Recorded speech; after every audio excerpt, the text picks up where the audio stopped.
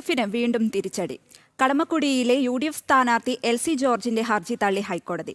തെരഞ്ഞെടുപ്പ് നടപടികൾ ആരംഭിച്ചതിനാൽ ഹർജി അനുവദിക്കാനാകില്ലെന്ന് കോടതി. ബന്ധപ്പെട്ട തെരഞ്ഞെടുപ്പ് ട്രൈബ്യൂണലിനെ സമീപിക്കാമെന്നും ഹൈക്കോടതി. വിവരങ്ങളുമായി രേഷ്മ ബാബു ചേരുന്നുണ്ട്. രേഷ്മ, എന്ത് കാരണം കൊണ്ടാണ് ഇങ്ങനെ ഹൈക്കോടതി ഹർജി തള്ളിയിരിക്കുന്നത്? മറ്റെന്തെല്ലാം കാര്യങ്ങളാണ് ഹൈക്കോടതി പറഞ്ഞിരിക്കുന്നത്?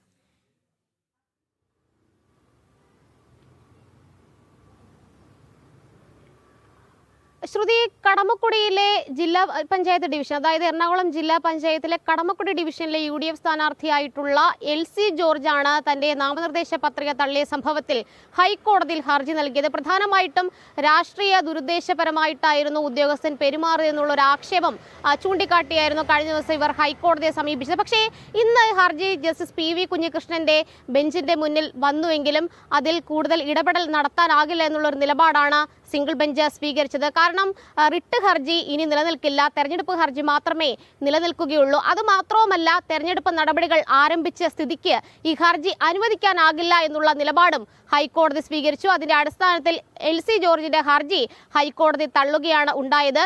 ബന്ധപ്പെട്ട തെരഞ്ഞെടുപ്പ് ട്രൈബ്യൂണലിനെ സമീപിക്കാനായിട്ടുള്ള നിർദ്ദേശവും ഹൈക്കോടതി നൽകുകയും ചെയ്തിട്ടുണ്ട്. നിലവിൽ UDFനെ സംബന്ധിച്ച് രണ്ടാമതും തിരിച്ചടി നേരിട്ടിരിക്കുകയാണ്. കാരണം അവിടെ ഡമ്മി സ്ഥാനാർത്ഥികളില്ല.